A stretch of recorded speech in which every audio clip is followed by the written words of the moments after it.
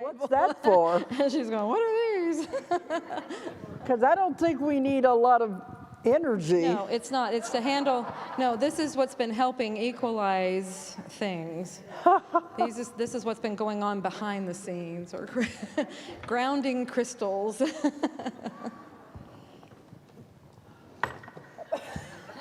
Okay. See, now you can see our little bed of stuff up here. And we can see our clock. Okay. I got so many books, I said, how are they going to put up there? That's one of the last ones, anyway. It could be candles on a cake.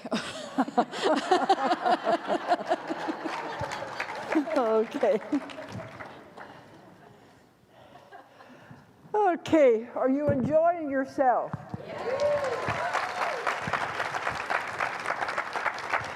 Do you think it's been a good conference? Good. I want to thank you again. Oh, God, here comes the love again. Okay. Thank you again for all of you being here. It's been fantastic. This is such a homecoming. Okay, they're coming in strong. Okay. Thank you. Thank you all for being here. Okay.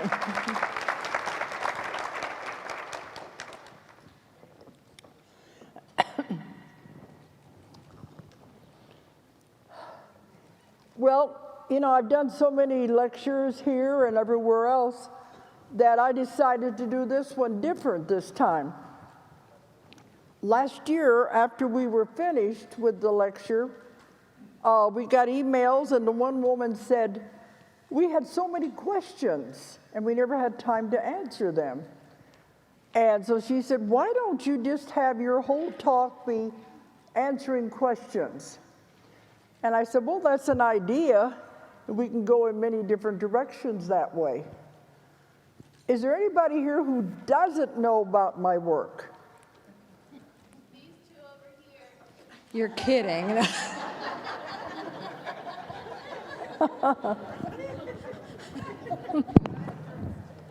Okay.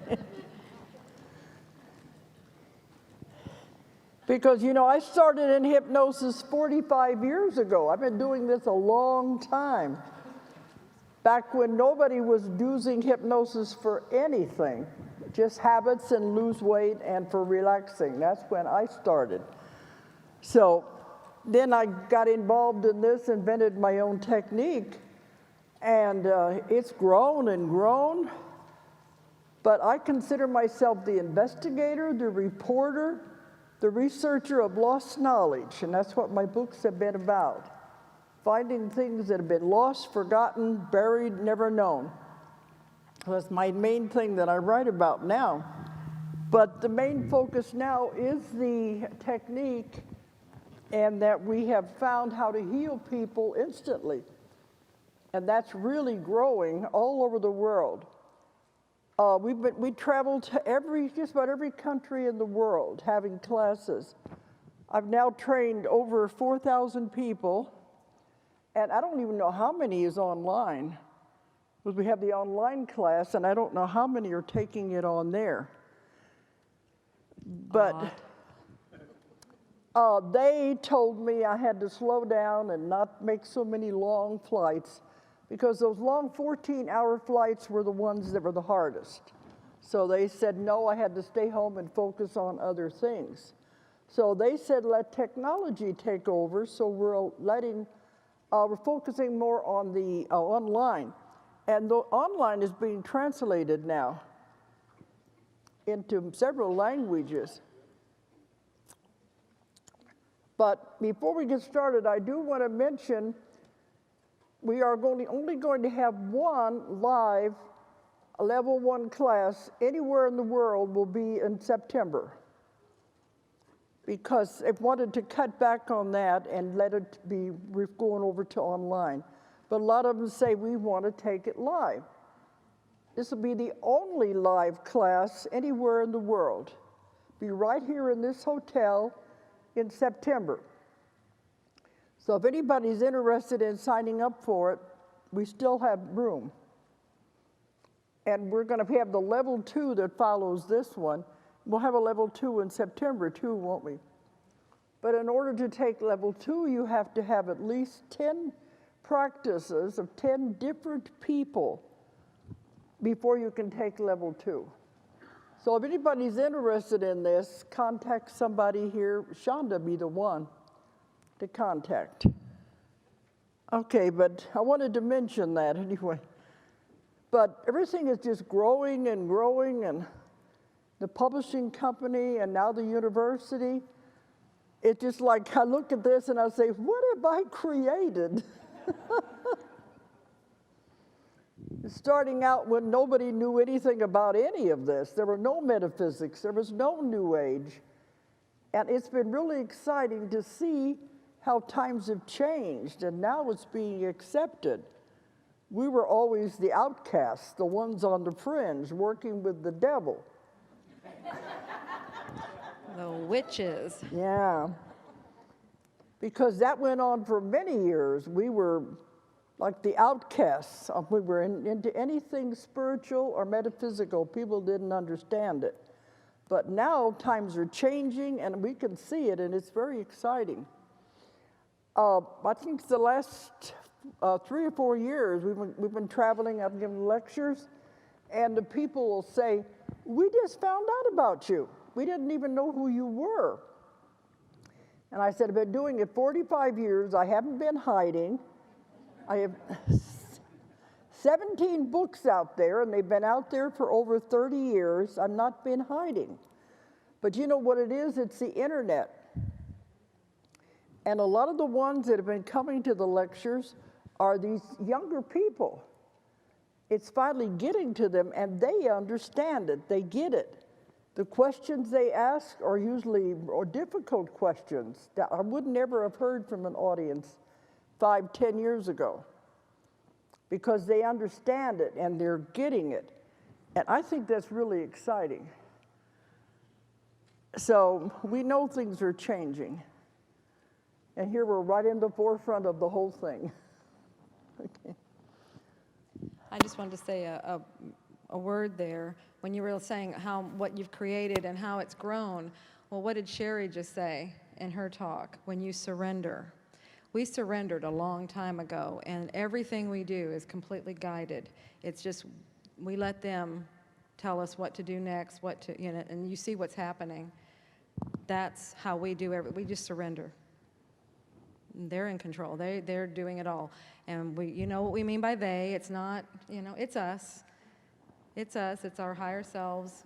This is what we set out to do when we came in. Mm-hmm. But you just surrender to it, let it happen, and see what happens. It's fantastic to watch the creation. There's so many of my clients, they say, well, I want to do this, but I'm afraid I'll fail. Well, you'll fail if you never try. If you don't make the attempt, you'll never know what you could have accomplished. Because I had so many obstacles to overcome, but it's how much do you really want to do something that you cannot not do it. And when I talk at writers' conferences, I say you're not a writer until you cannot not write. It becomes such a compulsion to you, you have to do it. But that's where no matter what people say, no matter what everybody's put you down. Some people, their whole families don't understand them when they get over into metaphysics, and they're outcasts. But if you found your path, if you found what you really want to do, you have to do it. If you don't, you'll be miserable. You'll get sick, and you'll be miserable. So no matter what we had to overcome, we knew this was what we had to do. We just kept plodding along and plodding along. Finally, the dam broke, because it wasn't easy. We started our publishing company 22 years ago. These things were not that accepted. It took me 9 years to get my first book published because I had to wait for the rest of the world to catch up with me. The publisher said, what are you talking about, past lives, reincarnation? So I went 9 years of collecting rejection slips until finally people began to understand. So that's what you have to do. If you really want to do something and believe in it, you have to keep at it and don't give up. Like I said, you're afraid you're going to fail, but you'll fail if you never try. You'll never know what you could have accomplished. And years ago, we gave it over to them.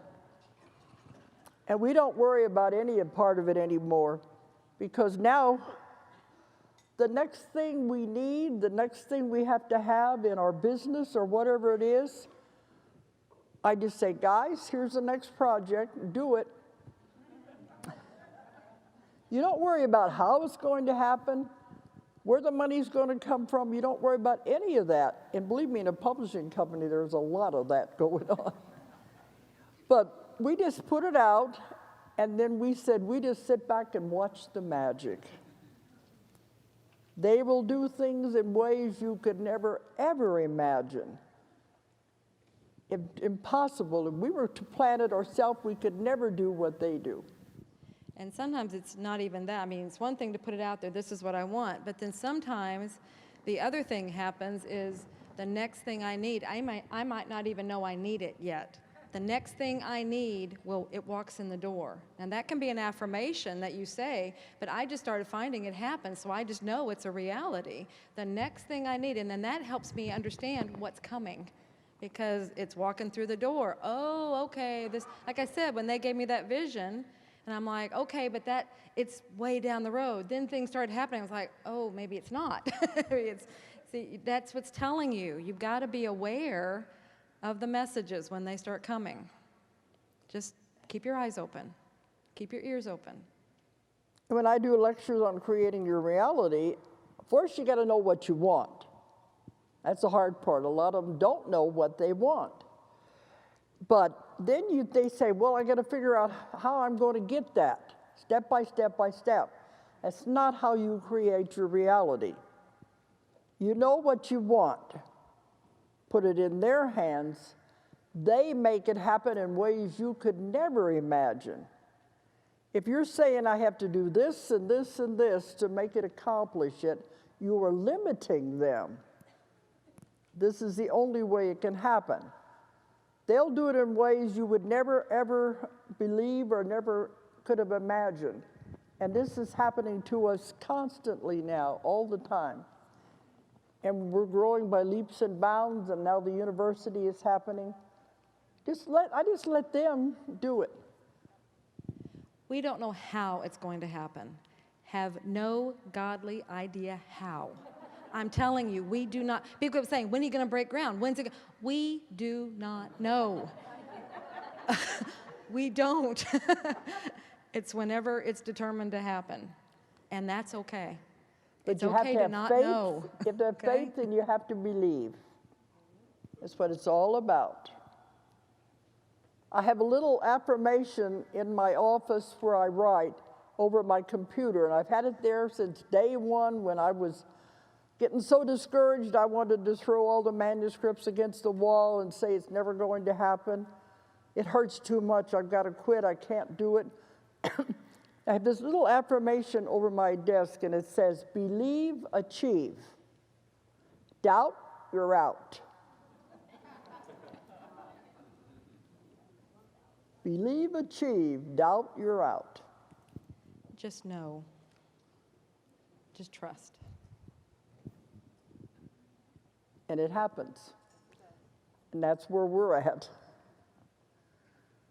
Because we have no idea where all this is going. We have so many different projects in the works that are in infant stages. And next year, it was hard to say where we're going to be, what's going to happen. I just knew they wanted us to make a space because we were busy traveling so much to leave a space to let the other projects happen. Nature abhors a vacuum. So they said we had to leave a space to let these other things come in. We were going all the time. So now these other projects will begin to come to fruition. And look how the conference has grown. Look at all the wonderful writers we have for our company.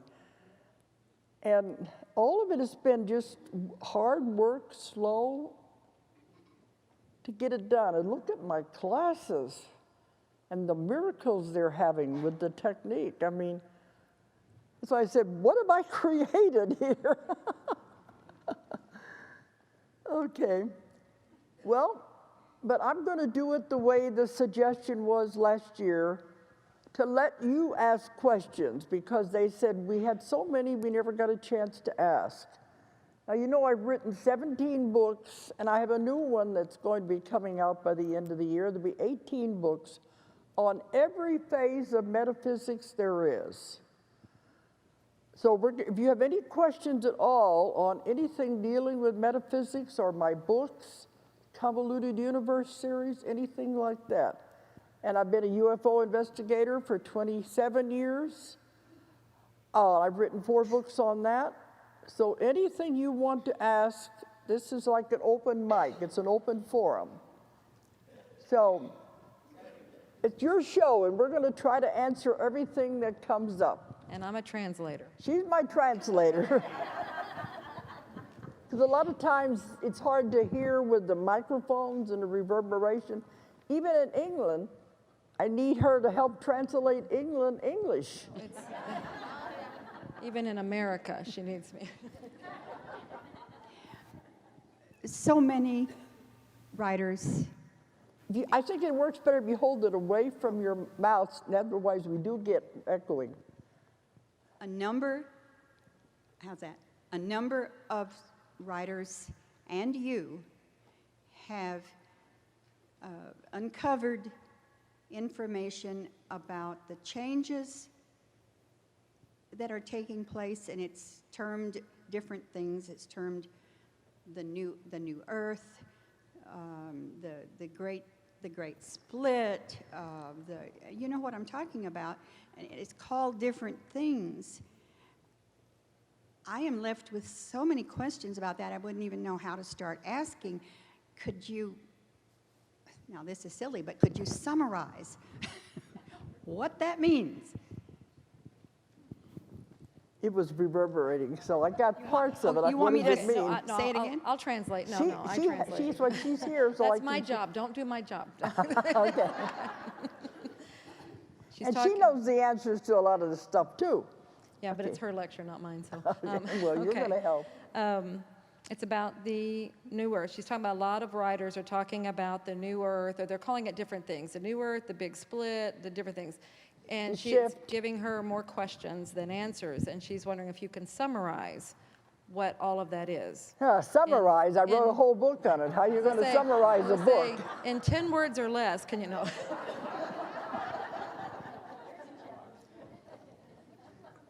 What in particular are you having trouble with? The whole thing or what? I am interested in timing. Oh, goodness. The what? Timing. The timing? And I mean, I think everybody is wondering, is it happening before I pass from this earth? You know, is it happening now? Did it already happen? Okay. You okay, missed I'll it. cut it You down to blinked. It was already done. Sorry. It's already happened. You're in the middle of it now. It's not going to happen down the road somewhere. People expect it to be like a big bam, all of a sudden we're there. It's not going to be that way. It's been very slow and subtle. It began around 2003, and because they said it can't happen all of a sudden. The human body couldn't take it.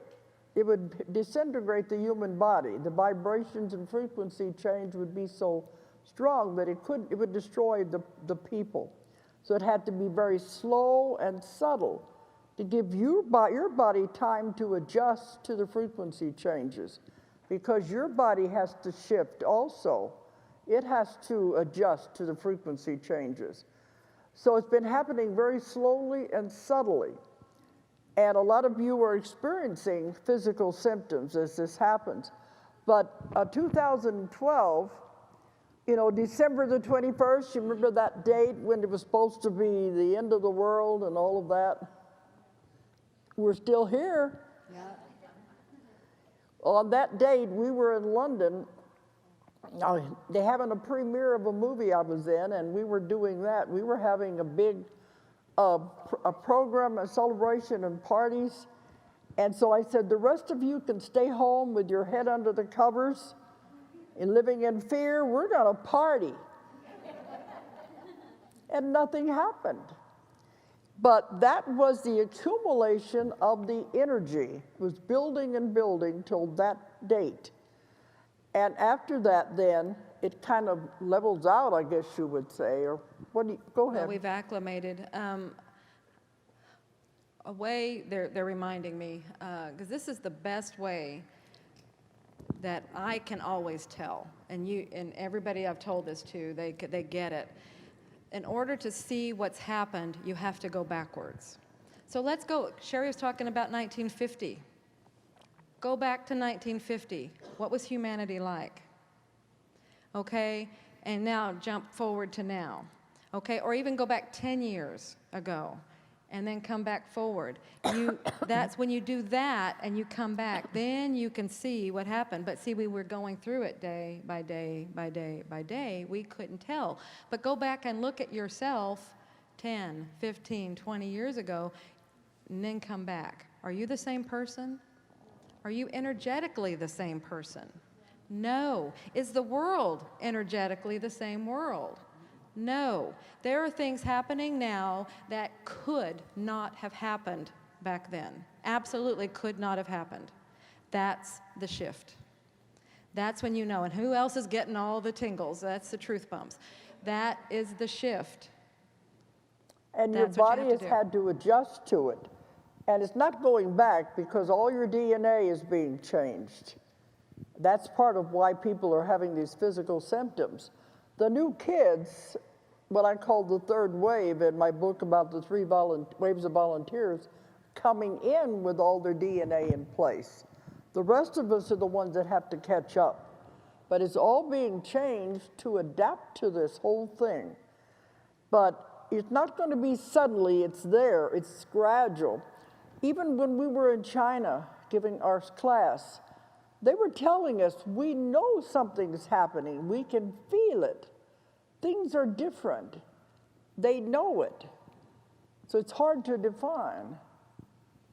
But the new earth, I've had so many people say, well, we have to die to get there. No, you will take your physical body with you. But they'll say, well, what about my family? I don't want to leave them. I get tons of emails. What about the animals and all of that? Everything is going to continue just like it is. I've had some that say, should I sell my house? Should I get rid of all my belongings? No, you continue life the way you always have. It's just you'll notice things are different. But when they ask about their family, I'm afraid they're not going to go. It's an individual thing. Everybody has to make their own decisions. But the ones that are not vibrating at the right frequency will not go. They're the ones that are going to be left with the old earth, with the violence and all of the trauma and the disasters. That's the old earth. But they can't change their frequency fast enough, and a lot of them don't want to. They want to stay with the old earth. They want to stay in the drama. I think it was Japan, wasn't it? Oh, we did classes. We were home by Christmas, but we were 6 weeks in Beijing, Tokyo, Taiwan, and Australia, giving classes in each place. And I had a lecture before the class with the translators. We were in Tokyo, and this was an American woman living in Tokyo. And I was talking about the new earth and how wonderful it's going to be as we move over there. And she stood up and said, do we have to go? I said, well, most people would want to go because it's going to be so beautiful and wonderful. I mean, you don't want to go? And she said, no, I want to stay with the old earth where the demons can play with my mind. As far as I'm concerned, she can stay over there. I was thinking, well, if that's what you want, you're welcome to it. But I told her, well, if you don't have to go if you don't want to go. And she goes, yay. So we got all kinds of people. Now, if they want to stay with the negativity, with the drama, they can have it. But the new world is going to be so beautiful and wonderful, and goes further down the road, your body will change. At first, it'll be like it is now. It's going to take a long time, but it'll eventually change, and it'll be light bodies, energy bodies. And they said, you noticed your diets are changing. You notice that? Because one thing, if you want to change your vibration and frequency, you have to get away from heavy foods.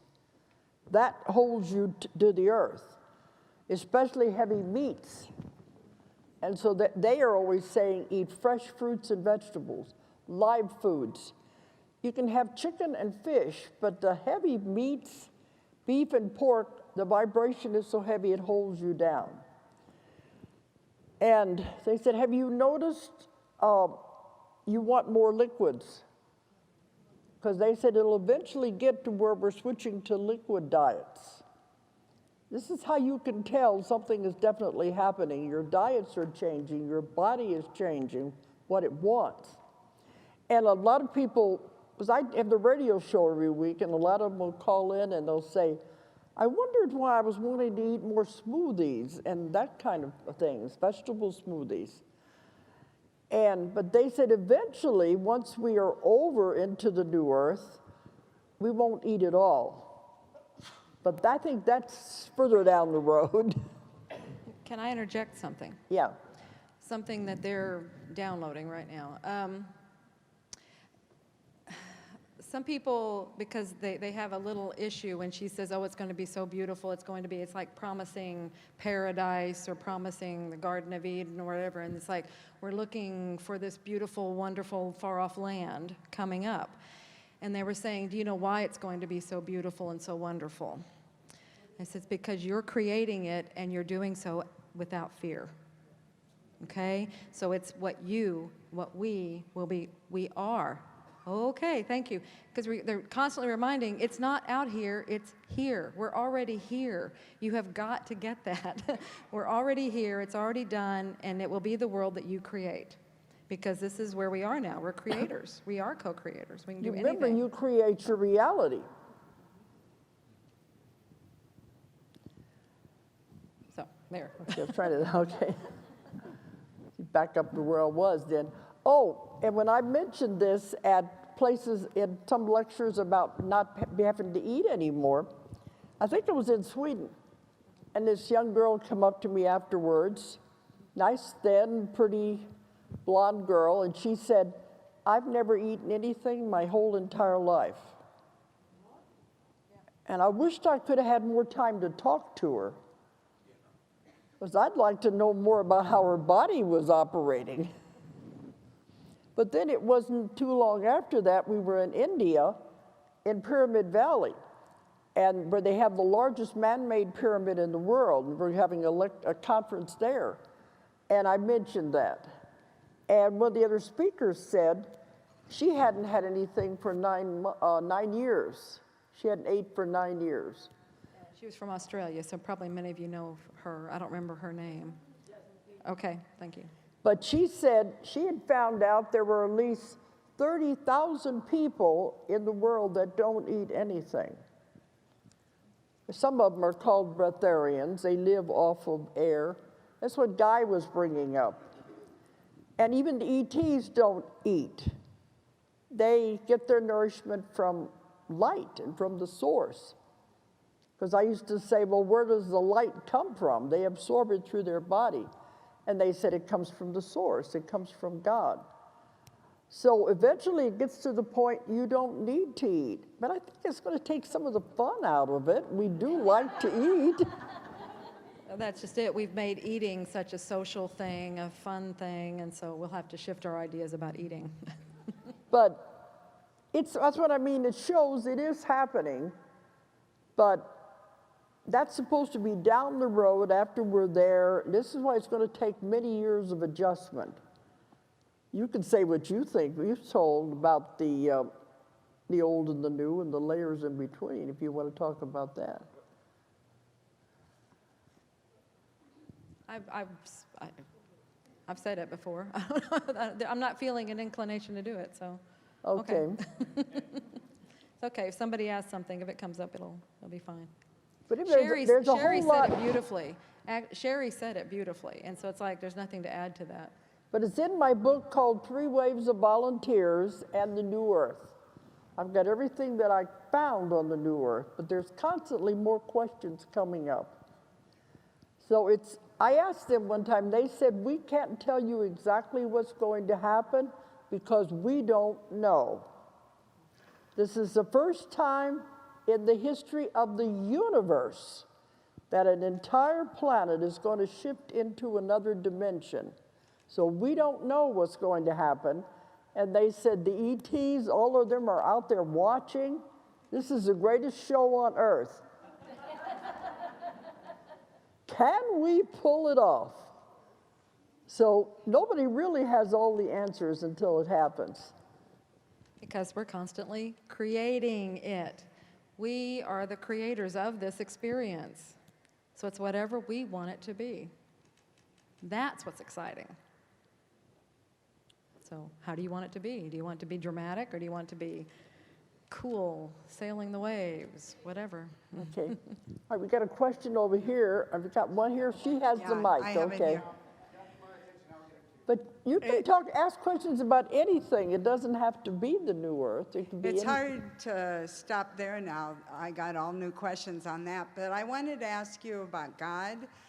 In your early books, you mention a lot about God and us all being a part of God and so on and so forth. And then in one of your more recent books, it might have been Convoluted number 4, you said the aliens told you there is no God. Oh, I never ever said that. They are closer to God than we will ever be. I must have read it wrong then. Okay, I'll go back and look for that. Thank you, because I do like that answer anyway. I don't know where that came from, but it didn't come from me. Because didn't I just say they live off of light? Yes. And I asked them, where does the light come from? And they said, the source, which is God. They cannot exist without him. They are closer to him than we will ever be. They trust him. They know exactly what's going on. Then I misunderstood. Well, I sure hope so. No, they are love. The ETs are the ones that I've been contacted with for 27 years. My book, The Custodians, is my 25 years of working when I wrote that book.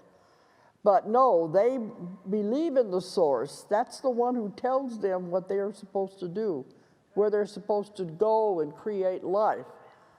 They are very, very close to him. So they would be angry at you if you say they didn't believe in him. Okay. Yeah, hi Dolores, I have a totally different question. Out of your many sessions that you did, was there one particular one that was kind of life-changing, stuck out, or that you can share with us? One that stood out? Well, one of the many. I've done thousands and thousands and thousands and thousands. It's going to be pretty hard to pick one. That was life-changing to you. That was a really... Well, my ones in the very beginning of my work were the most because that was when I was starting out and learning how to do this and finding out the possibilities that were so limitless. Those ones in the beginning, I think, were the most, affected me the most, especially the Jesus material. Because that was one of the first things that I got. The first book I wrote was about the Jesus and the Essenes. And it was a total departure from the Bible with the missing years and what it was really like, and his association with the Essenes. And after I wrote that, I went and did research. Now, when I write a book, I research it to death. I read so much. I never do it while I'm doing the sessions. It's only afterwards, and I'm writing the book. And I went to the university library over here in Arkansas here, and they would get me books through interlibrary loan. I read every book ever written on the Dead Sea Scrolls. And then I found out a lot of it was just repetition and conflicting each other, going back to the same source. But I had to know that in order to write the book, because I had to find out what was they were saying, was that being contradicted. And at first I didn't want to write that book because I said I am contradicting the archaeologists and what they found. But I said I've got to get this material out. But I mean, that was extremely exciting. I worked with this woman for 3 months to get the whole story, once a week, and she never remembered anything that ever happened.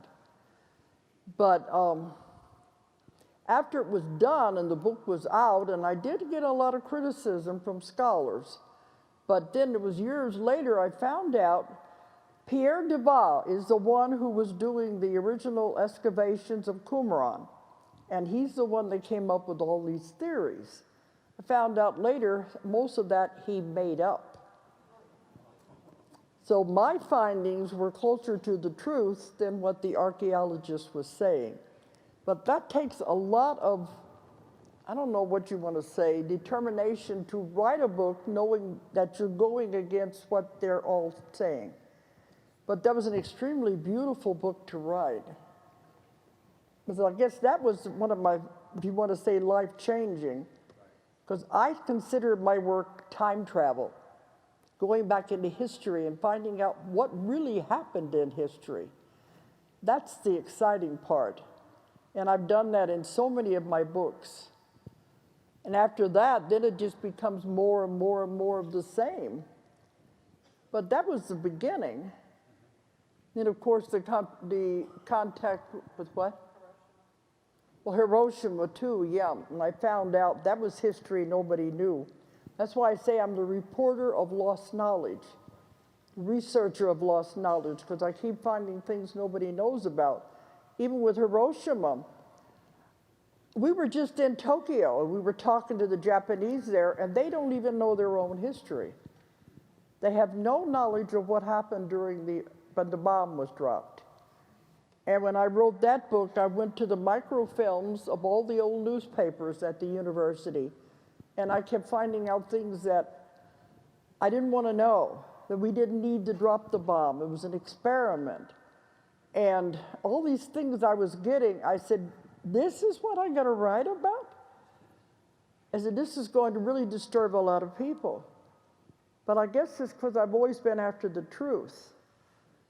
And later, after I wrote that book, they came out with movies and documentaries that everything I found was true. So this is the exciting part about my work.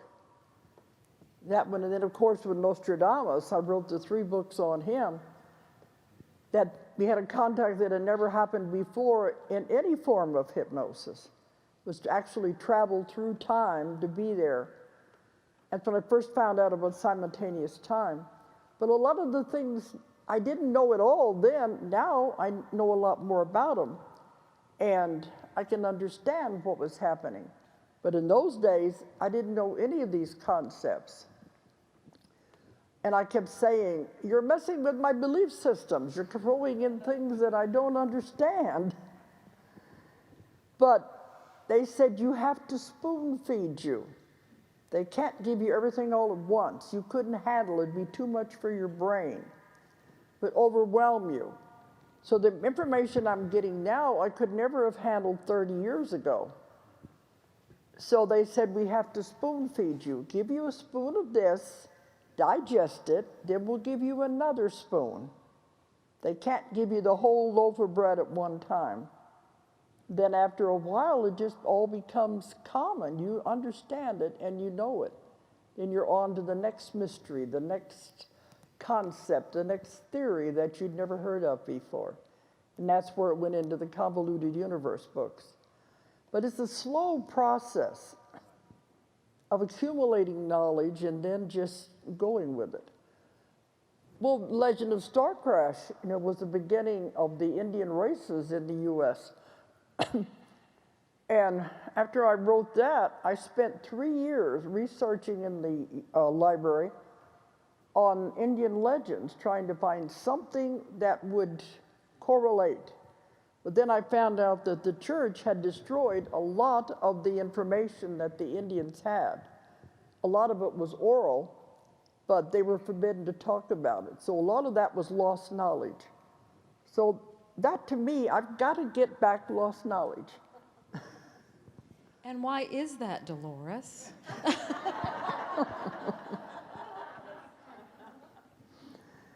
We talked about that on the first day when we had our reunion with the practitioners. They wanted to know about my past lives. That I was there when the Alexandrian library was burned. And I know one woman at one conference, she said, well, are you have to be determined to rewrite the whole library? It's the compulsion to get back the knowledge that was destroyed. And that's why I'm still writing more and more books. And by getting all these sessions, I get a piece here and a piece there to put together all of these lost information. Because that's my job, I guess, to get it back. That is your mission, if you so wish to. You took it, apparently. Apparently. Because when I would spend months with one person to write my books in the beginning. But then as I got more and more into the therapy, I only see the person one time.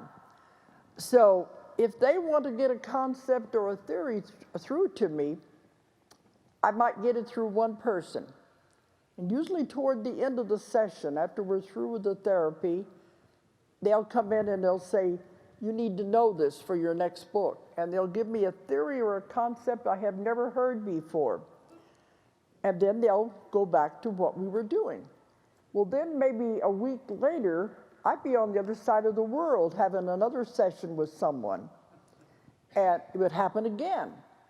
And they would extend what they'd already give me more information about that concept or that theory. So it's like you have all these pieces of puzzle. My job is to put them all together, and that's what the Convoluted Universe books are all about. All these pieces that I've gathered together for concepts and theories. I said, well, if I don't know it, it's blowing me away. Maybe other people haven't heard of it either. And it keeps getting more and more complicated. When I was at the end of Convoluted 3, I told them, well, I guess you've told me everything there is to know. There's nothing else left that you can tell me. And they said, oh, no. There's more, there's a lot more. But I ended that book, and they gave me a couple of months where I was just doing ordinary sessions. Then information started pouring in again, and I had enough for Convoluted 4. Now I'm just about got enough for Convoluted 5. It keeps coming and coming. It pours out of my clients. So that's my job as a reporter. I've got to accumulate this and make sense out of it and present it. Because they keep saying, it's time you had all of this knowledge back. It's time for you to grow, to evolve, and that's what we're doing. We're in a state of evolution, to evolve and grow. That's what it's all about. This is what the new earth is all about, growing, changing, becoming better. We couldn't have understood this before. It had to be taken away so many times. There were at least 3 different civilizations that had to be destroyed because they misused the knowledge. Atlantis was not just one of those. There were many others where they had to destroy the whole civilization because they were misusing the knowledge. And they could have destroyed the world. And this is in the books too. It talks about the different ones and what happened and how close they came. In one of them, they created a hole in the ozone layer. And that sounds familiar, doesn't it? Sometimes they do this to say, we're warning you, this happened before, don't let it happen again. But in that civilization, whenever the hole in the ozone layer came through, it burned parts of the earth. And this is what created the Sahara Desert in those areas. And they said life will never be formed there again. But they always left enough people to repopulate the world and get it going again. But they always had to start over again from scratch. But so they said now there's no time to do that. We are at the point we could destroy the world. But it's not time, there's not enough time to rebuild the whole civilization. Because they know we're going into the other dimension. So they said now we can have this information, but we have to be very careful what we do with it. Because we are sitting on that point, what the scientists are doing. Yeah? Well, in the past, it was always for elite few. It was just certain people could have the information. And they keep saying now it's time for the masses to have it. And it just came to me, that was because it was a few people that had it before, that's how they abuse the power. When it's everybody has it, see, you won't abuse it because it's a normal thing. You know, there's nothing, we'll all do it. So there will be no abuse. That makes sense. That was just a revelation, it just came in. Because look back through history, you were killed, you were burned at the stake, or you were hung for How many having in here any were burned kind at the of stake hidden before? knowledge. Yeah, how many? Yeah, a lot of people here have been burned, right? Yeah. But we're back. Okay. But down through history, anybody who they had the secret mystery schools because they had to keep it secret. It wasn't for the masses. And if they found out about it, they would kill them. This is the real thing that the church did with the Inquisition. Didn't have anything to do with witch hunts. They wanted the knowledge that the Gnostics had, the ones like the Essenes at Qumran. They wanted that secret knowledge for themselves, the church did. They couldn't get it. They tortured them. They did everything to try to get the secret knowledge. They died rather than give it up. So in the past we've died for this kind of information. But because they couldn't get it, then they started the witch hunt. We will kill everybody who has any kind of information. Because the witches were nothing but natural religion is all it was. It was the first religions, and it was a religion of nature. Where do you think the idea of the devil came from? The god Pan. That was the witches. It was the god of nature. You know, he was half goat and half man, and he had the horns, and he had the hoofs. He was just a god of nature. But the church turned him into a devil-type figure. They had to create fear and change the whole belief system at that time. So the witch hunts were just to get rid of anybody who had any kind of secret knowledge. That's been that way down through history. And so many of us have been there, done that. We've had the knowledge, and it was destroyed because of ignorance and people not understanding. So now it's coming back. I speak a lot at ashrams with the swamis, mostly the Sivananda group. They have ashrams all over the world. And when I was speaking in the Bahamas, and I talk about these kind of things, first I wanted to know, as a Swami, is it okay if I talk about these things? I don't want to go anything against your belief systems. He said, you just say anything you want. So I was talking about a lot of this knowledge. And afterwards, we were leaving, a group of the Swami students came over, and they were all sitting down in front of him and talking to him. And they told me the next day what they were talking about. They were asking him, is what she's saying true? And he said, yes, this is not new information, it's new old information. But it was always reserved for those who spent their lifetime studying, hiding in caves, hermits, living alone so that they could learn this knowledge. It was not for everybody. It was for those who spent their whole lives trying to get knowledge, like they do. They go in Nepal and stay in the caves. But they said now, she is bringing it back for the people. It's there for everybody to know. It's no longer secret knowledge. This is what my new book is about anyway, that I'm going to be, it's going to be out by the end of the year. There was a session one of the students they were talking about in the class, where the man went back to a lifetime where he was a keeper of secret knowledge. And of course, the young man wanted to know, well, what kind of knowledge was I responsible for? What was the secret knowledge? And the SC, the one we work with, the subconscious, it laughed and it said, you can find it on the internet now. Just Google sacred geometry and all of this stuff comes up. It's not secret anymore. But back then, they would die to protect it. So this shows we are getting it back. We're changing, evolving. We can't stop it now if we wanted to. Look at the computer, how every time you turn around, it's changing. Everything is happening right now. This is a very exciting time to be alive, with all of these things that are going on.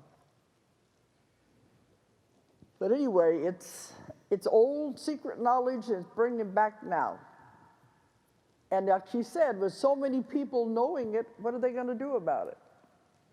It's not just a small group that they can go in and burn their villages and kind of destroy them. Right, that, or if they have it, the ones that got greedy and had, the power thing, then they abuse it. So that was one thing, or they kill them for it.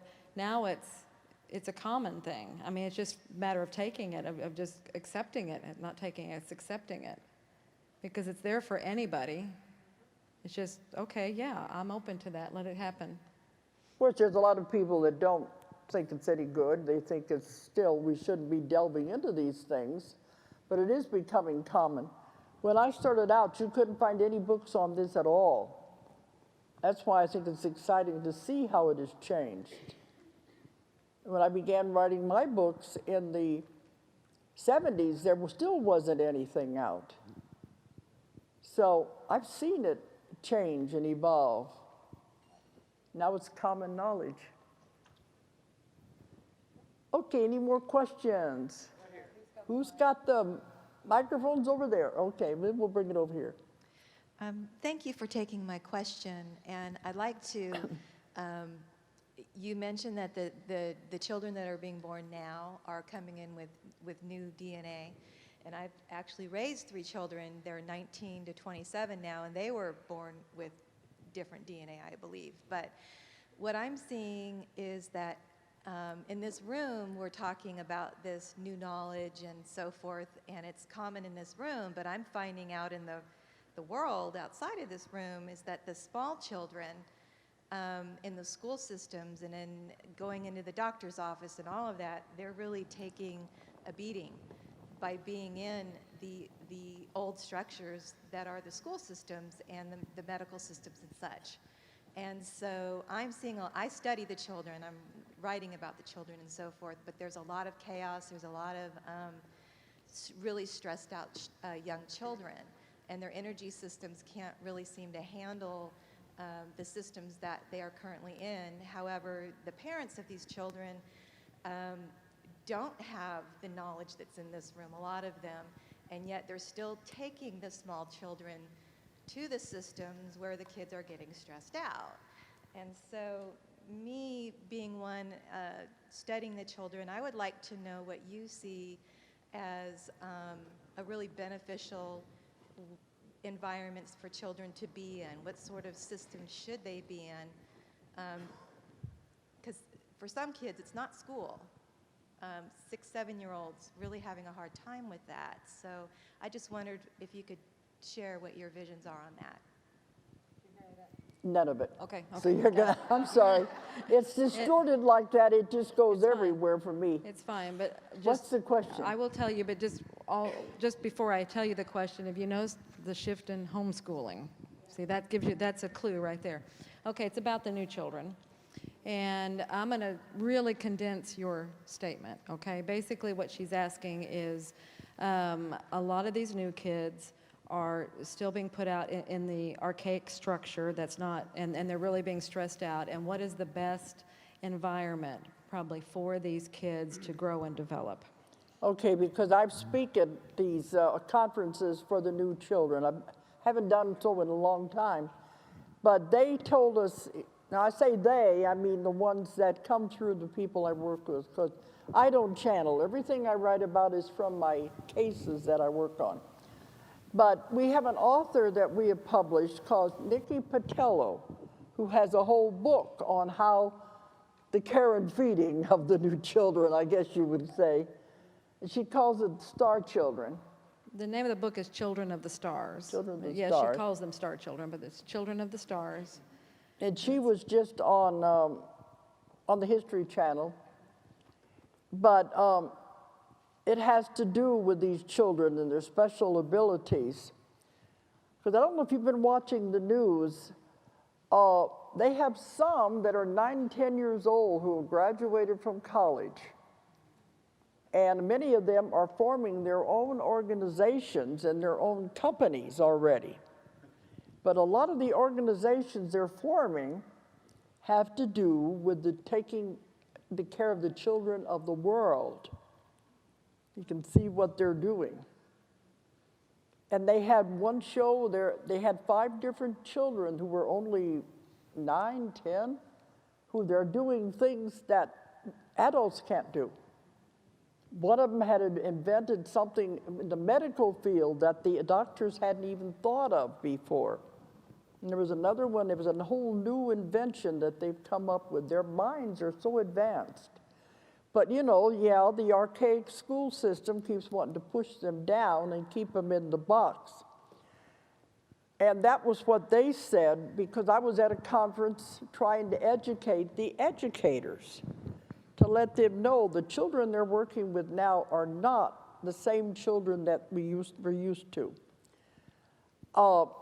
There's nothing wrong with these kids. They do not need to be put on medication. In fact, there was something on TV, it was on the news a few years ago, where they came out and said, the scientists have come up with this now, that there are over 300 million, it was a huge million children that have been misdiagnosed with ADHD. There's nothing wrong with these kids. They said the only thing wrong is they're bored. And they said, why couldn't we have figured this out over the last 20 years, this huge jump in this supposed to be ADHD? How can something jump that big in only 20 years? It's impossible. They said, why did we overlook that? The answer was simple. These children are not like the normal children. So they said, that's why you have to treat them differently. And they said, the only thing wrong with them, they're bored. And when I was at these conferences, they had panels of these kids, and they said that, why do they keep repeating things over and over again? We get it the first time in the school, the classes. We got it the first time. And they'll say the teacher will ask them for the answer to a question, like a math question. They'll give them the answer. The teacher says, how did you find that? I know it. That's not good enough for the teacher. But this is what we have to recognize. They have tremendous abilities and knowledge that is already there. And we're trying to pigeonhole them back into the way we were all taught in school. So they said, these are kids that are going to have to be treated differently.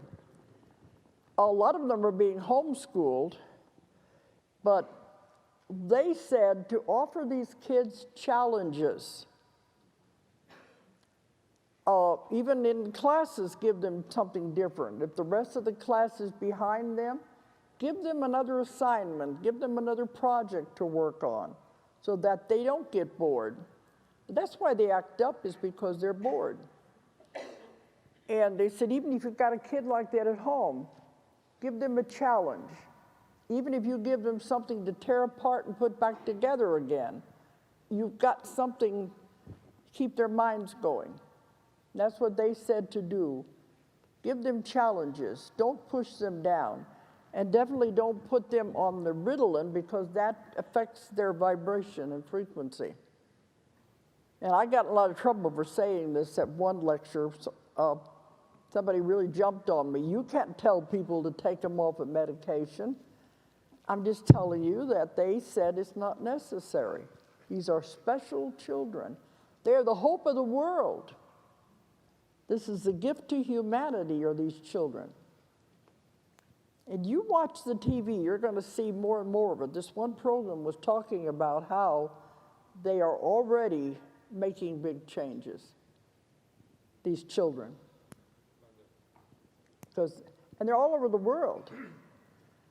Okay, where's the mic? He's got. But maybe that'll help you some anyway. But we recommend our author's book, Children of the Stars, and it's in our catalog.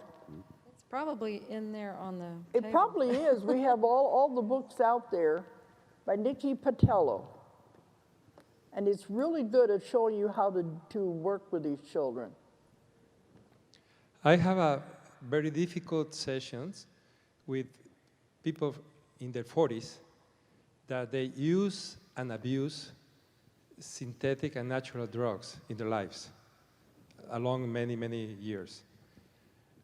On my own knowledge and experience, I know that some of these plants, natural plants, have been used in their natural environments, tribes, and ancient cultures, as to open people to connect to themselves or to higher selves. But that's different. That's like how it was used to. But I see that they do cause damage to people, or at least that's my feeling, in a way that they change the natural ways ourselves to connect. I don't understand very well how it does it, but that's my feeling. I would like to know what Dolores' experience or knowledge is about these kind of things, and as to have a clue how to deal when these cases come from forward. I got part of it talking about abuse with the Right. children or No, with no. adults. Adults, 40 people in their 40s. I know, he's but found- every time I do a session, they say the same thing.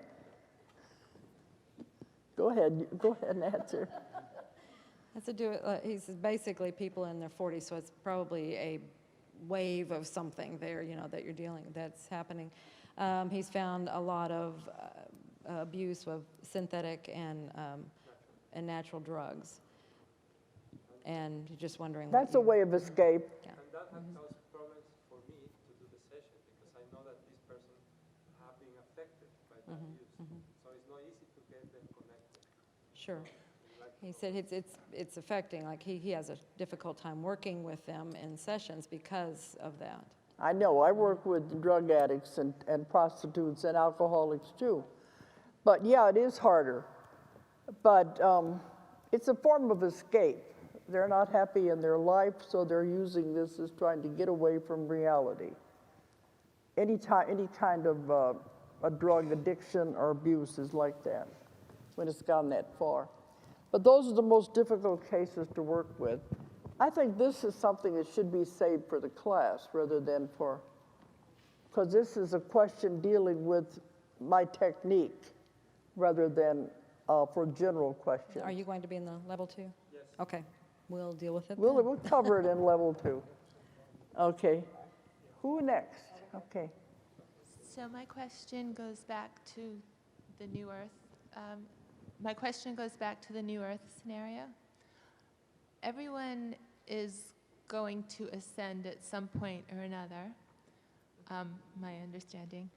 And the people that don't ascend with the New Earth, that stay on the old Earth,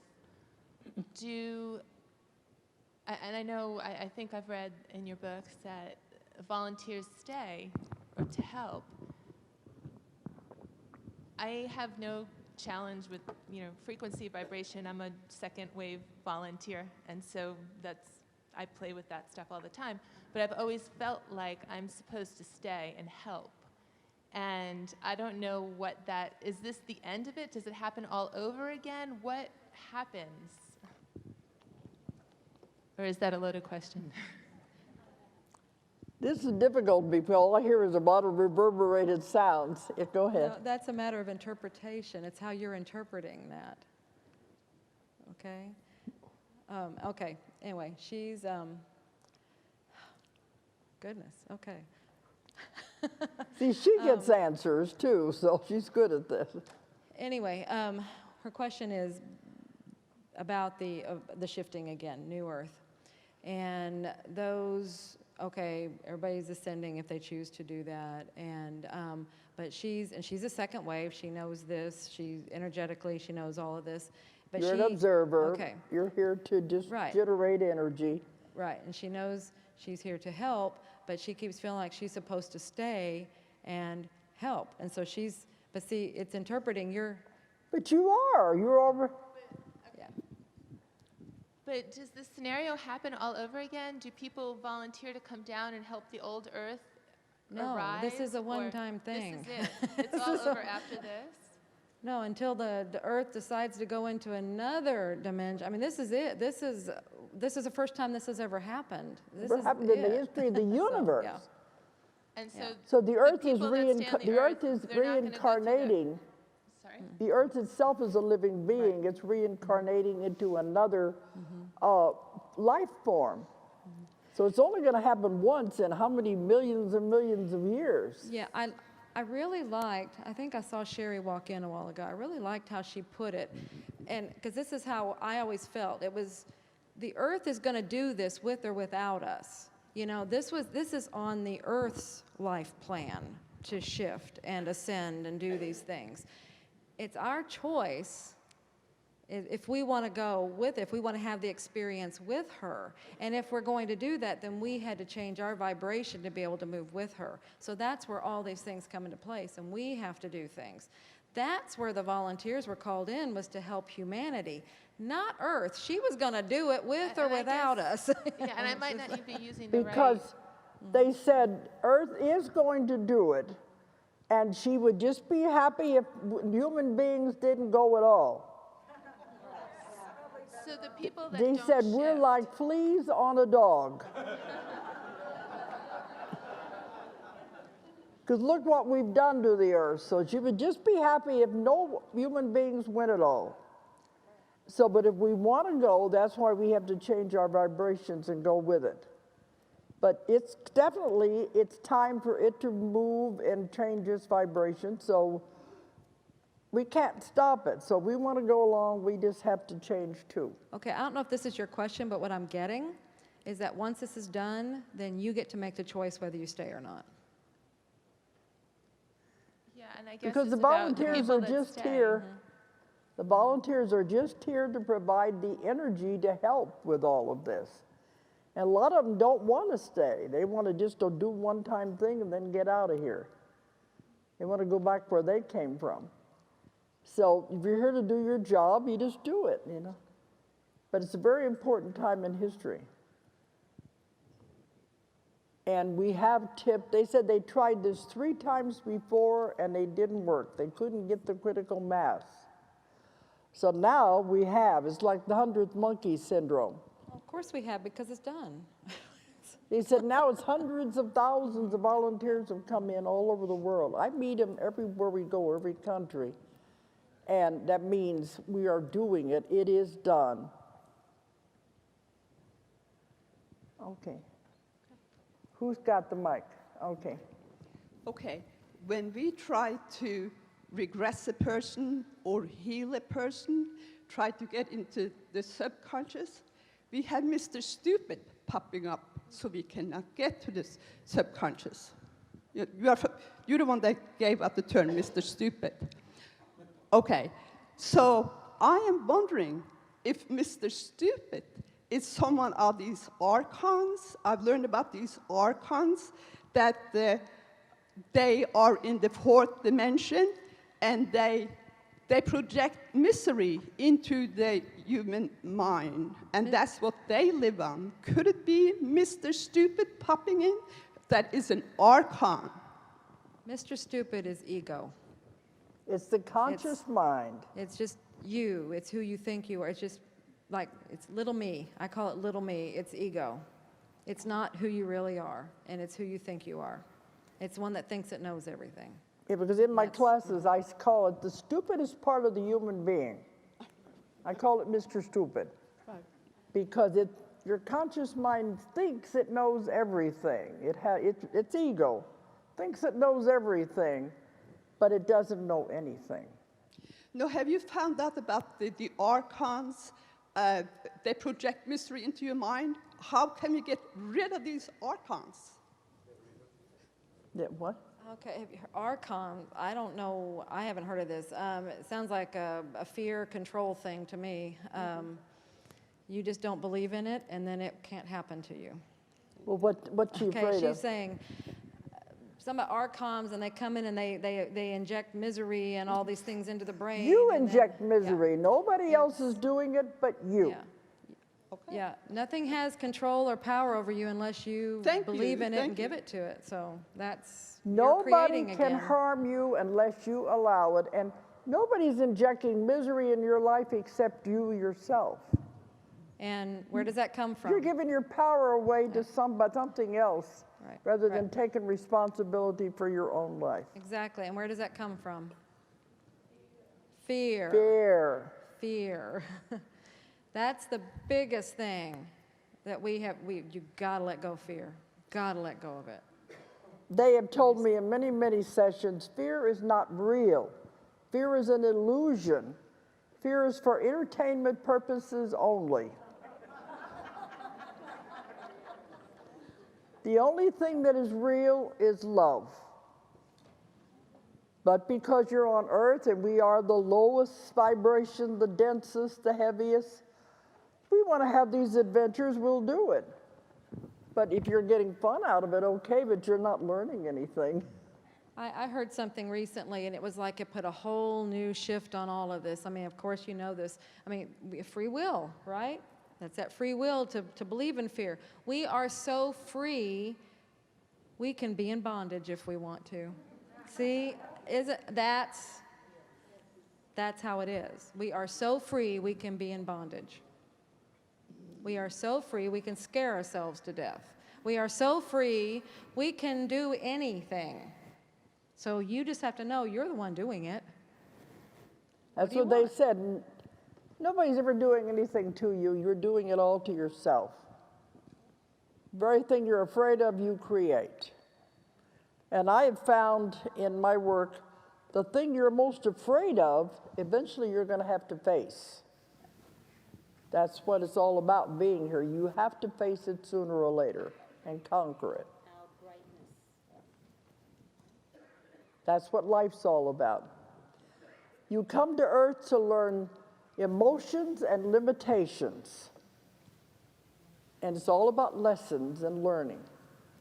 What did you get from it? What did you learn? Of course, the new ones coming in don't have this. It's the other ones of us that have been caught on the wheel of karma for thousands and thousands of years. To get over that idea that the fear, you create the fear. And they did say, in order to go to the new earth, you have to let go of fear. Because that's one thing that holds you on the karmic wheel. That there's nothing to be afraid of unless you create it. If you want it, that's what they said in one session I had. Somebody was talking about what she was really afraid of, and they said, look what a powerful being you are. You created this whole fear structure. Why didn't you use it to create something beautiful rather than wallowing around in something to be afraid of? She's always saying, we are great and powerful beings. We just forgot. Okay, who's got the mic? Okay. When you were talking there about the new earth, new heaven, my arm suddenly went up, and I don't know why I raised my arm, but I feel compelled that people are missing the new earth because they think it's a separation from the old earth. And they don't understand it's simultaneously the new earth and the old earth working together. It's a change in your heart and mind, not a physical change. And when you operate out of your heart and mind, vibrations will pull you to the right people, to the right places. It's like going to San Francisco. You go into Chinatown, it's all Chinese. You can learn Chinese, you can move there, you can stay there, or you can leave and go back to San Francisco. It doesn't matter. But that's what this new earth is going to be, is your vibrations will bring you to the right people, the right place, the right time. And eventually that vibration will carry over, and those people who haven't made that move will decide to come to Chinatown with you. So quit looking for a separation and understand the unity of all things. Now, does that sound right to you? That's my it's a question. statement. It's not a... This is something I've understood for a long time, and I don't know if I'm right or not.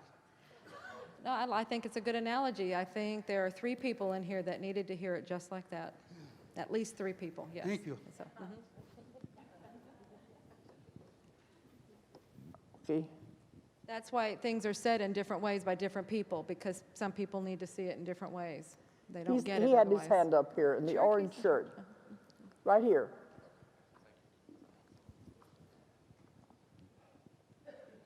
My question is to do with the illusion of time. And I've had experience of this during with a client when I was doing a hypnosis session. And I would be interested in your comments for the audience. A client regressed back to where she was a girl in 1700-ish, around that sort of time period, somewhere in Europe. And she was having a birthday party. Now, this conversation is going on in English so I could understand her, but I asked her to say happy birthday in the language of the country she was in. And she said something in a strange language to me. And I pretended I didn't hear her. I said, I'm sorry, I didn't catch that. Could you repeat it? She said exactly the same thing. And then she said, everybody around me is laughing at me. I said, why? Because I just said happy birthday to myself. So the conundrum is, I'm in 2013 as it was, and she's in like 1720, and I'm affecting something that's happening in the past. So that is so we talk about time not being linear. So I'll be just interested in your thoughts on that. Have you read the Nostradamus books yet? I've got them, I haven't got to them yet. You'll see things like that happening there too. Okay, he's talking about, in a session he did, he's talking about time. He's asking about time. And this actually is about simultaneous time. Okay. A session that When I started out, I didn't know what simultaneous time was. Now it keeps, I know now, but I didn't know back then. A session he did, the person went back to life in the 1700s. And she was at a birthday party. She was having a birthday party. And he just asked her to say happy birthday in the language of that. And so she said it, and he's I got bits and pieces of that, but not the whole Anyway, thing. he asked her to repeat it, and she said it again. And she said, everybody's laughing. He said, why? He said, well, because they're hearing me say happy birthday to myself. And he's like, well, that means that he's influencing her. From here, he's influencing her in her time. So he's wanting you to... Oh, you don't know how many cases I've had like that. Right. Eventually, they're going to be written in books. Anyway, he would like you to... I used to wonder, am I a little voice in their head when we're doing this, or are we actually there, or what? It's a phenomenon we don't understand. But I had one that hasn't been in a book yet in my early days, where I spent quite a few weeks on this case because it was a fascinating story of a man who was a minor composer in Vienna at the time of Bach. And so we got a lot of information. But with him, he couldn't figure out what his voice was coming from. And he said, I've looked all around this tree and I can't find anyone. Where are you coming from that you're talking to me? And it was so funny. We set up such a humorous relationship with this man. And oh, the one time at the end of it, I said, can I come again and speak to you again? He said, just don't come at night. I might be entertaining a woman.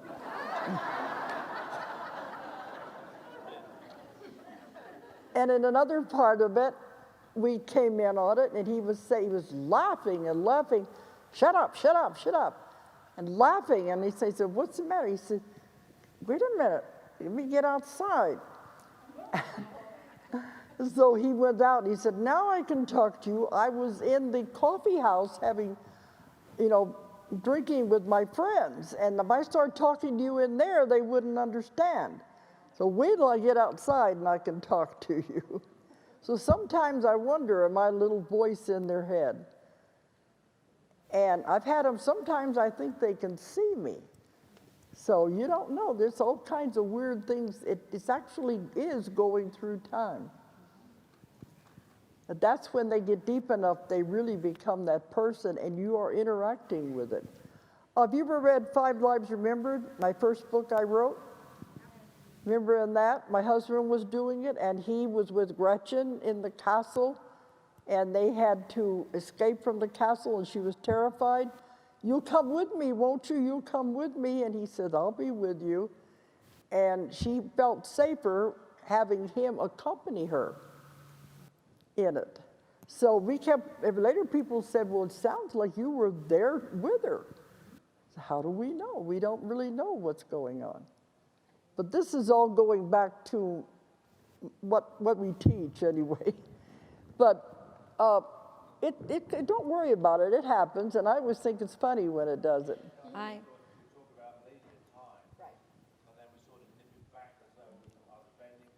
Oh, Right. yeah, It's- there's it's- all kinds of explanations if you want to try to explain it. I just enjoy it. Yeah, yeah, just don't try. But I really want you to talk about the one, because the one when it happened in the Nostradamus material, that's when my whole world shifted. Because, I mean, that was one of the times my whole world shifted, but that was one of the earlier times. But it was when you were working with him on the quatrains, and you were doing this back and forth, and he's like, wait a minute, like he's, okay. Oh, you know what that to do was now. in volume 2. We Yeah. wrote 3 books on that, because it was the first time in history all of the 1,000 quatrains of Nostradamus were interpreted. But yeah, by volume 2, I would read them to him and he would explain what they meant. By volume 2, he was saying, oh, wait a minute, so you say that again? And can you spell that word? And it was like, who's writing these? What's going on here? And I think, wasn't it in something? Well, I looked when I was doing the research. I read every book that were written on Nostradamus, and I found one where he was talking about how he was asked how he was getting his visions. I get them from the voices from beyond the limbo.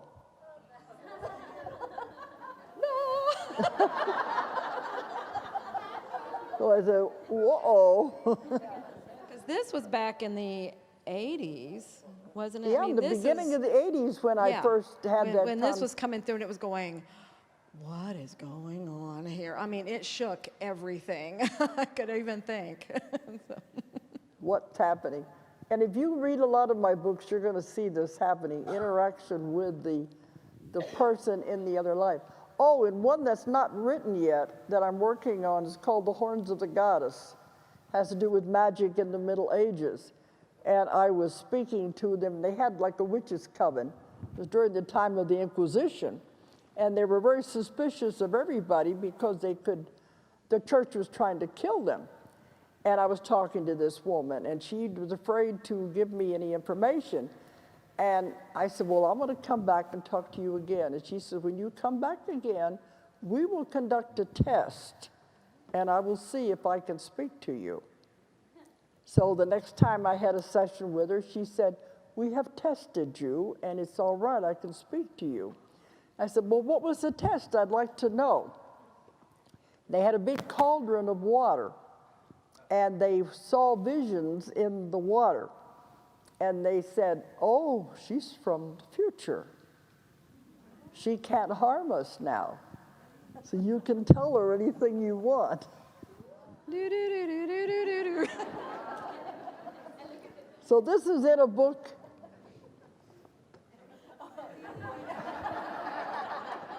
This isn't one of the ones I'm working on. I'm always working on several books at one time.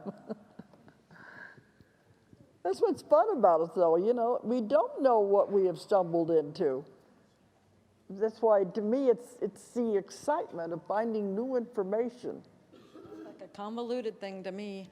So. All right, it's over here. Nobody somewhere. can explain this stuff. You just do it. Okay. Who's got Right it? here. Okay. I got it. Okay, I'm curious about the GMOs that. Whoa, pull it back from your mouth. It's really loud. I'm curious about the GMO situation and the correlation with all the ingredients they're putting in the foods. And you've quoted that you can heal yourself, correct? You heal yourself.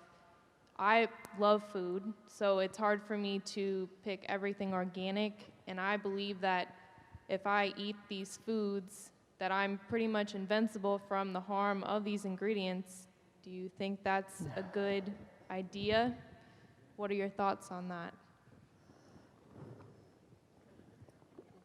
No. Okay. And before you try to start answering, let me finish it, okay? Because I know you'll jump on part of it. Has to do with the GMOs and the foods and everything. And you are saying we can heal ourselves of anything. So because of all those things in there, she feels that because you can heal anything, then you can make yourself pretty much invincible to anything they do, you know, to the foods. And is that a safe approach to have to it? They have addressed this in several of my books. But there's some things, see, even with medications, they don't want you to take it, they'll make it so it doesn't work and it will just pass out of your body. So they're always taking care of your body. And if you are taking something that's not good for you, they'll try to neutralize it and get it out of your body. But sometimes if you got too much, it will accumulate in your liver and your kidneys, and they have a hard time getting it out of there. They said, you don't know what you're doing to your body. They said, we really have to work overtime. It takes as long as 6 months sometimes to get some of this junk out of you that you have put in there. But they can neutralize a lot of the chemicals that are in things. But it's better, they said, to stick with organic if you can. But she said it's hard because it can be hard to get a lot of organic. I know, but they said that's the best. But they said the best foods for you are live foods, which is fresh fruits and vegetables. Organic if possible, but still that's the best. They have made so much changes to our body that what we're eating now, we couldn't have ate even 10 years ago. It's because of the changes. They have been making our bodies adapt as it goes along. But don't abuse the privilege, because they said you get too much and your body can't handle it. It's like poison. And I'm being reminded about Yeah, her book. not to, but because I've gone around and around about this myself, because it's like, okay, everything. See, Julia was a nurse for 20 years. She's had a lot to do with all of that. Yeah. Well, and it goes, because I'm actually having a situation myself right now with GMO, okay? And that may be the reason. I mean, we all go through and have our own experiences for reasons and for lessons. And so they're reminding me, because I thought, hey, the body can handle anything.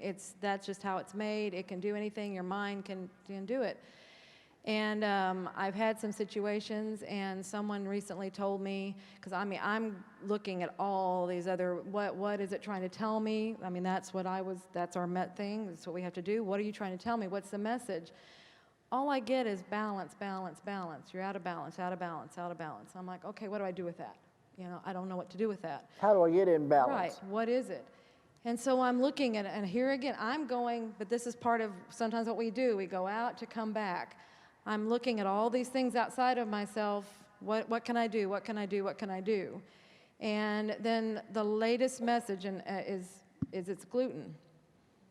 And I'm like, okay, this is from someone else. And so that's what I'm doing right now. I'm eliminating gluten. Because I'm like, wait a minute, but my belief has always been we can adapt to anything. And that I firmly believe that. And that's why I was never concerned about foods. And actually, it was told in a session that the light works, as you start elevating your vibration, you are above the vibration of those things. So they will not affect you.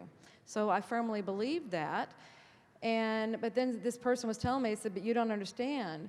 The gluten in these is like 50 times what it was not too long ago. So it's like they're accelerating it faster than possibly. I don't know that yet. This is what I'm working on myself with. So I still... Faster than you can get rid of it. Right. I still want to believe that we are adaptable and we can adapt to anything. But see, then it's reminding me, remember what you teach is if you choose to take something on, it is a message, right?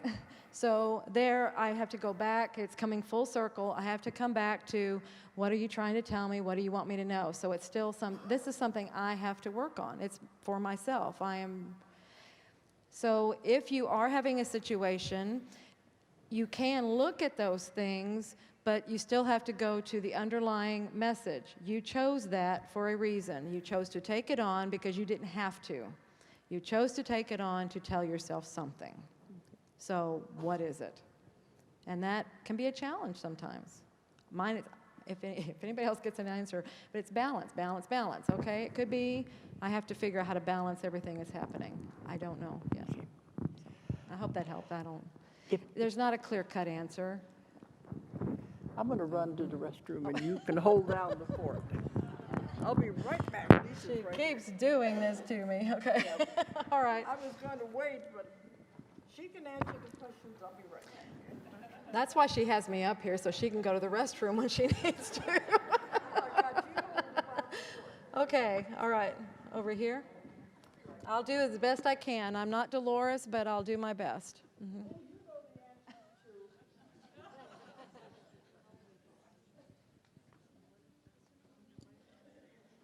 Yoshiko, is that you? Yes. Yoshiko came from Japan, everybody. She was our translator in Tokyo.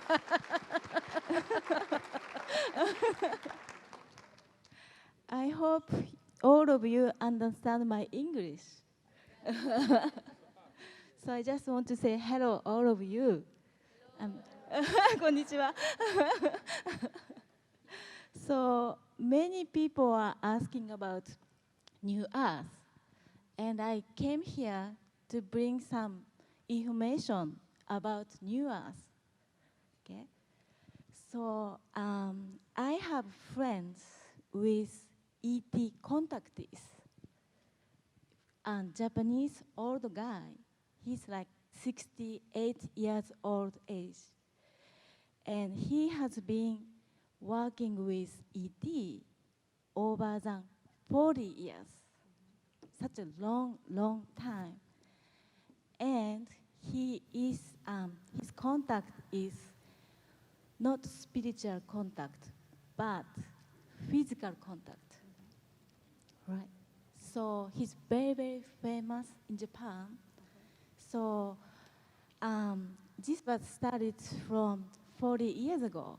So he was trying to, work hard to let people know about ET existence and contact. But many effort didn't make happen. So 20 years ago, one ET started to talk to him directly. So this ET, his name is Shelet. And he is the Planetary Union, right? Which planet? Planetary Union. It's not a single planet. Planetary Union. Okay, got it. Yeah, okay. yeah. So he's the highest commander of Planetary Union. And this ET was used to have connection from ancient Japan. So we have many, many evidence about ET language and stuff. So the pyramid has made with ET, but not only ET, but also human being also work with together with ET and had made pyramid in the ancient time. So this is the source of my information, So Dolores talks about the source, the energy of God, source. So ET is using the energy from God's source for the creation, and then make that physical forms happen, making that. So my contact level is that the area that they can use energy, manipulate energy from the source, and bring into the earth. So this is the reason why my friend's contact is very special, because he also can download energy, and he can use the energy to many, many things, like healing, and also, many, many levels, right? Because ET use energy and make anything, like every kind of things. So since my friend has been working with ET over than 20 years, and he has been taking a boat, UFO, and then make stop the earthquakes with energy levels. So this is the reason why many, few years ago, Japan had very big, earthquakes, right? And also we had many volcano explosions. And also a state of Russia has, storm from the universe was going to hit meteor, meteors was going to hit the earth, but some UFO was, crushed it. So my point is, there's many, many contactees working with ET directly, and then save the earth for the earthquake or meteors or many stuff. So that's what he's been doing. So so my friend is, because working with ET for such a long time, so he also have many information from the ET, and so ET really wants to help us. They really, really want to help us, right? That's what. Right. That's the volunteer program, and that's why the volunteers, see, they can communicate, and that's how they get the energy here. Yeah. That's what's happening. Yes. Okay, let's just move on then. Okay. So he wants to help us. So, but us is maybe going to be some trouble, right?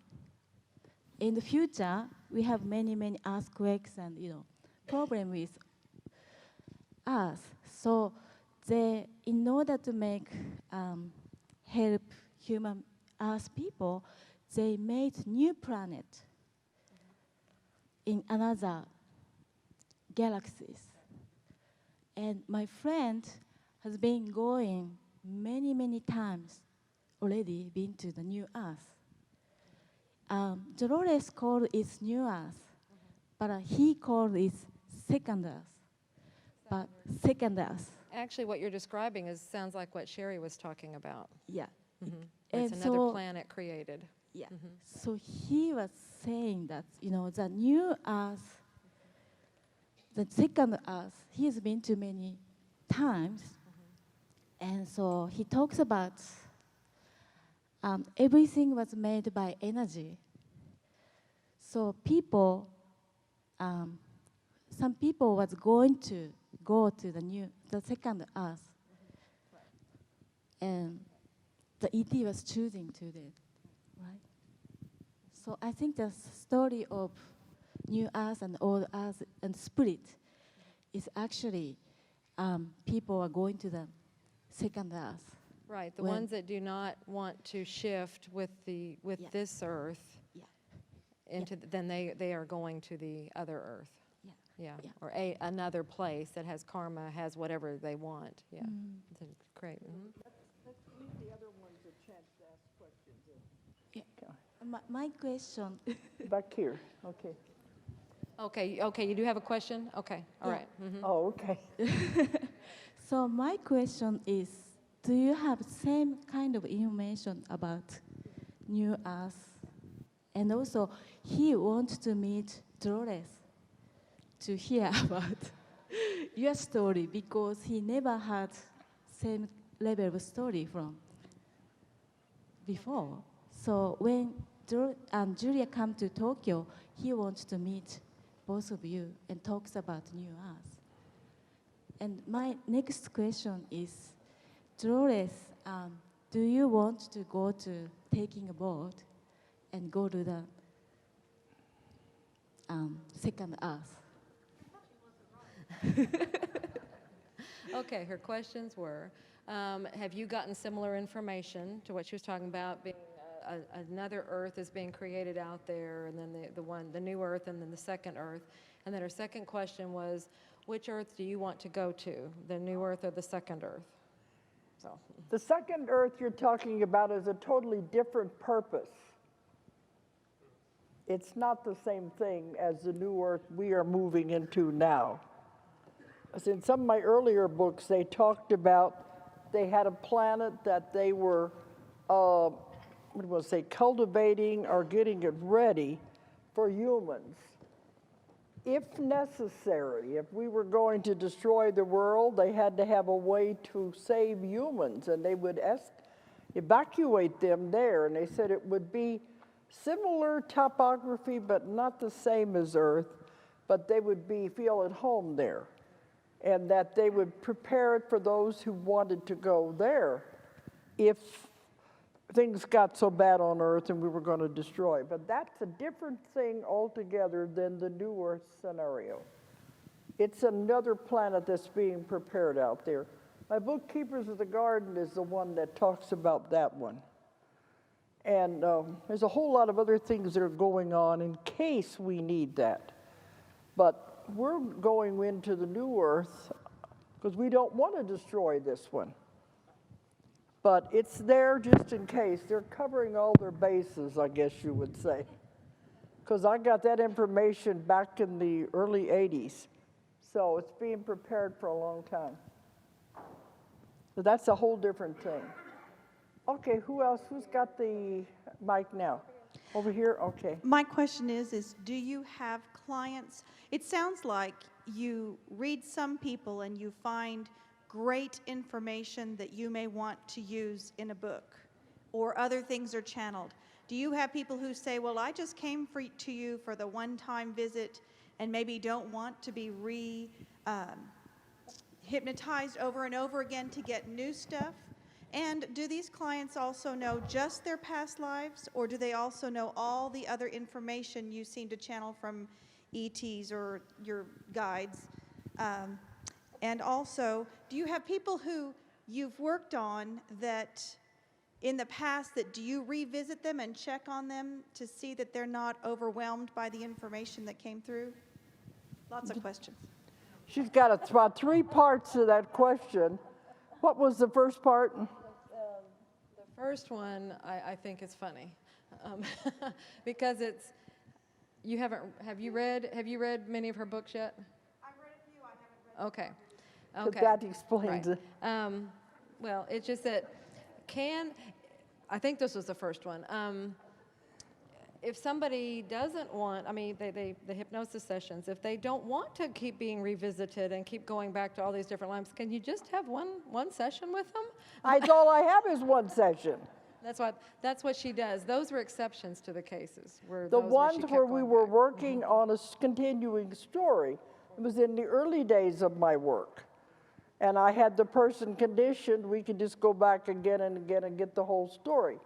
But as I've evolved and we began to have more, I've done more and more people, and it turned into therapy for healing, I do one session and that's it. Just one session, everything is covered in that one session.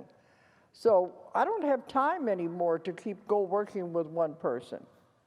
I think the second one was, are they able to, in one session, get their information, all the things that they need? That's what it is. You have one session, you have all the answers to all of their questions, all of their problems, and you solve all their physical problems in one session. That's all it takes. I never see the person again. Oh, the third was, do you ever follow up on them? No. So she's, and see how they're doing, or see if they were overwhelmed by the information? You're not supposed to. They're supposed to go on with their life. If they're having any problems, they contact me, and they never do. Well, rarely. Because the way this technique works, everything is resolved. They're not overwhelmed. It's all resolved and put into place.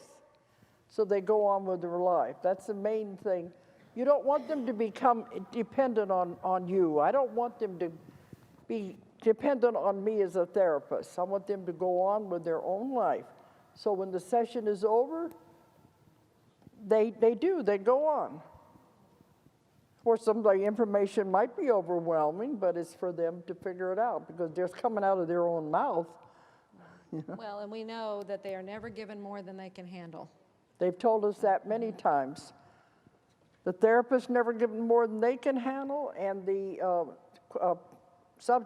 the client is never giving more than they can handle. Okay, this will be the last question. The last one? We've got 5 minutes or more. Well, you've been taking, that'll be one question. Well, okay. Because I've got 20 after here.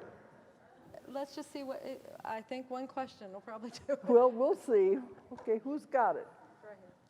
Dolores, I'm one of your practitioners, and most of the practitioners are aware of some trends that are happening in our sessions. But would you speak to that, to this group, as to the changes that are occurring from when you started the method and over the years, and what's happening now? Because I think that's a beautiful summary of how her method has really grown and blossomed. That's a good question, and that will take that time to answer it. Okay, she's a practitioner, as you know. Yeah, she's asking I know if she you is. can kind of give an idea of how the sessions, you've seen the trends of the sessions change over the years, over the course that you've been doing them. If there's been any trends, if there have been any changes in how they've. Well, I've talked about that already. No, you haven't. So they started out in the beginning. It was history. It's going to past lives. You're time traveling. You're going back into time, and you're actually there. So the only ones I write books about are those who are in a time in history when something important is happening. Because everybody's not going to have an exciting life. They'll be a farmer. Most of them are called digging potatoes lives. They're out in the field, and their lives are very dull and boring. But there's something in there that has a therapeutic value. But when I began, it was those kind of lives. Then gradually it evolved into lives where we were getting the healing, and I was coming in contact with this great power that works through the client. And so they're able to have healings, and then the information began coming in. So instead of doing history and exploring one past life, we're getting all this other information that evolved into the Convoluted Universe books. Sometimes I would like to go back to the history because I like that. But I guess I'm not going to be able to. It just keeps evolving and moving on into the theories and the concept that the world needs right now.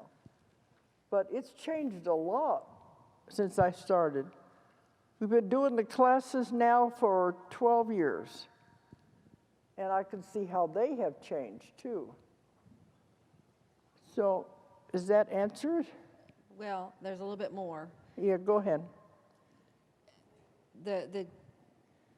Are people going, what kind of past lives are people going to now? Oh, well, we've discussed that, yeah. Used to be it was all past lives. They go to other lifetimes, other countries, other time periods on Earth. Then it gradually began to change, and they weren't. They began going to lifetimes on other planets, other dimensions. And then we began getting a lot of these volunteers coming in. So now I get very few past lives where they're going to where they're living a life on Earth. It's all lives on other planets, going back to God when they're created. And it's a whole different kind of past lives, and that's what the volunteers are having. So I can tell when somebody comes in, goes back to a past life where they're on Earth, I know they've got karma that has to be finished.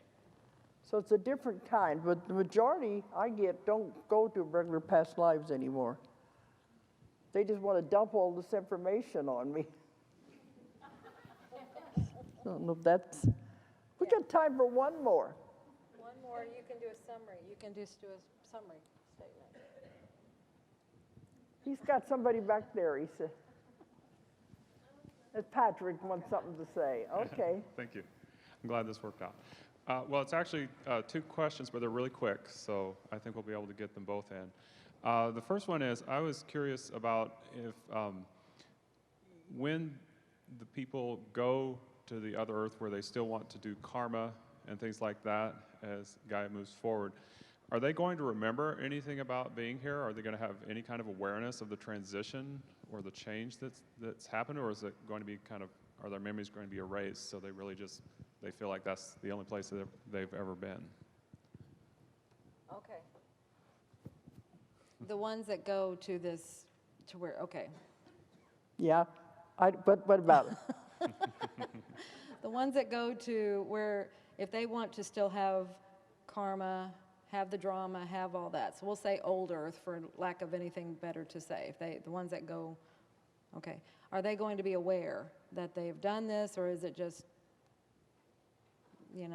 Where they aren't going to go to the new Earth? No, they can be aware that they're in a different place, that they're in a whatever.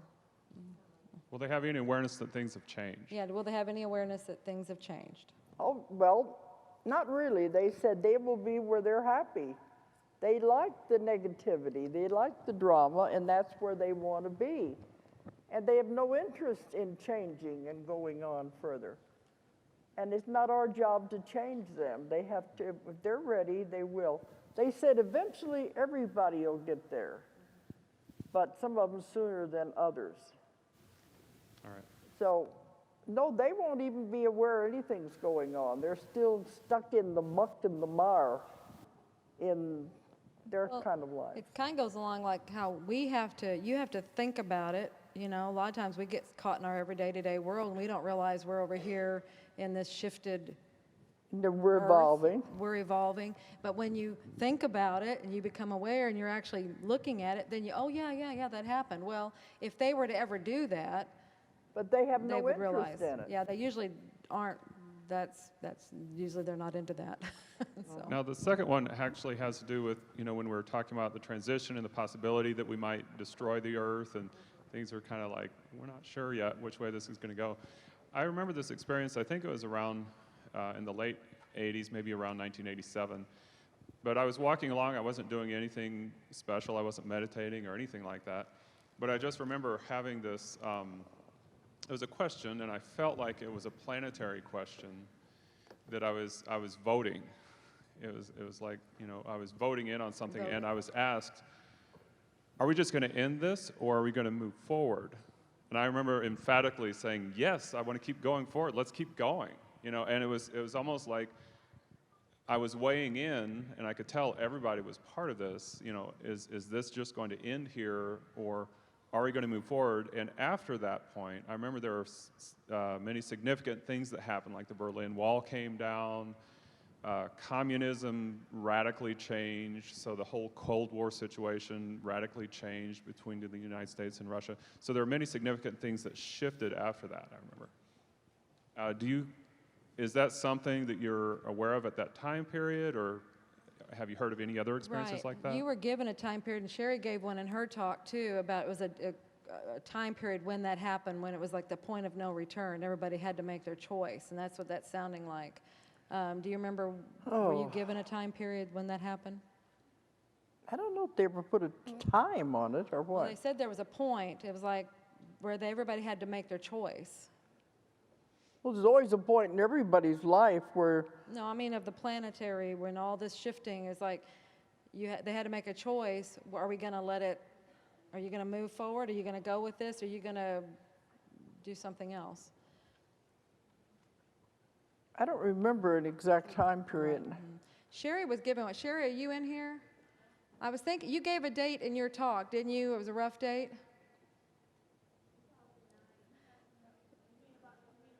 About the choosing, where you had to choose if you were going to go or what you were going to do.